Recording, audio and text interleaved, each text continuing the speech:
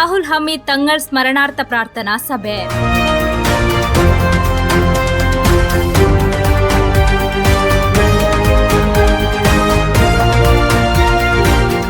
ಮಲಬಾರ್ ಕಲಾ ಸಾಂಸ್ಕೃತಿಕ ವೇದಿಕೆ ವತಿಯಿಂದ ಕಾಸರಗೋಡು ಮೂಲದ ಖ್ಯಾತ ಸಮಾಜ ಸೇವಕ ಶಾಹುಲ್ ಹಮೀದ್ ತಂಗಳ್ ಅವರ ಸ್ಮರಣಾರ್ಥ ಪ್ರಾರ್ಥನಾ ಸಭೆಯನ್ನು ಕುಂಬಳೆ ರಾಯಲ್ ಕುಬಾ ರೆಸ್ಟೋರೆಂಟ್ನಲ್ಲಿ ಆಯೋಜಿಸಲಾಯಿತು.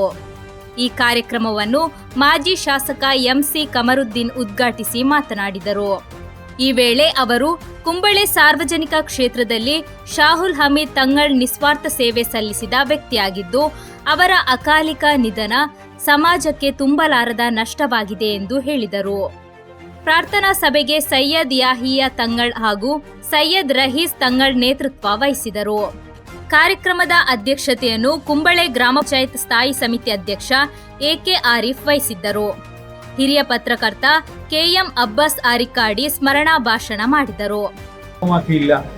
അദ്ദേഹത്തിന്റെ ഒരു മരുന്നുമായുള്ള മൽപ്പിടുത്തം, അതിനെ വെല്ലുവിളിച്ചുകൊണ്ട് അല്ലെങ്കിൽ പ്രാർത്ഥനയിലൂടെ അദ്ദേഹത്തിന് കിട്ടിയ ഊർജം സമാഹരിച്ചുകൊണ്ട് അദ്ദേഹം എന്നോട് നടത്തിയിട്ടുള്ള സ്നേഹവായ്പകളും സ്നേഹ സംഭാഷണങ്ങളും ഇപ്പോഴും അദ്ദേഹത്തിൻ്റെ ഫോട്ടോ കണ്ടപ്പോൾ ഞാനിങ്ങനെ ഓർത്ത് ഇങ്ങനെ നോക്കുമ്പോഴാണ് കാണുന്നത് ഷാഹുൽ ഹമീദ് തങ്ങൾ നമ്മെ വിട്ടുവരിഞ്ഞു എന്ന്.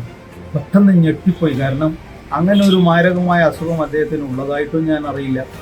ഇപ്പോൾ ഒരു വലിയൊരു ഇതാണ് വാട്സപ്പ് ഉണ്ടായതുകൊണ്ട് ആരും അറിയിക്കാനും മെനപ്പെടില്ല. കാരണം എങ്ങനെയും കണ്ടിട്ടുണ്ടാവും, ഫേസ്ബുക്കിലും വാട്സപ്പും ഒക്കെ നോക്കാൻ നമ്മൾ 2 ദിവസം ലേറ്റായി പോയാൽ മരണവിവരം അറിയാൻ ഒരുപക്ഷെ നമ്മൾ ലേറ്റായി പോകും.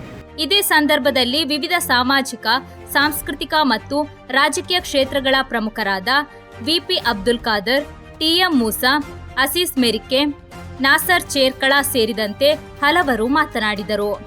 ಶಾಹುಲ್ ತಂಗಳ್ ಅವರ ಪುತ್ರ ಆಶೀರ್ ತಂಗಳ್ ಹಾಗೂ ಬಂಧುಗಳು ಉಪಸ್ಥಿತರಿದ್ದರು. ದುಬೈ ಮಲಬಾರ್ ಕಲಾ ಸಾಂಸ್ಕೃತಿಕ ವೇದಿಕೆಯ ಪ್ರಧಾನ ಸಂಚಾಲಕ ಅಶ್ರಫ್ ಕರ್ಲಾ ಸ್ವಾಗತಿಸಿ ಕೆವಿ ಯೂಸಫ್ ಧನ್ಯವಾದವಿತ್ತರು.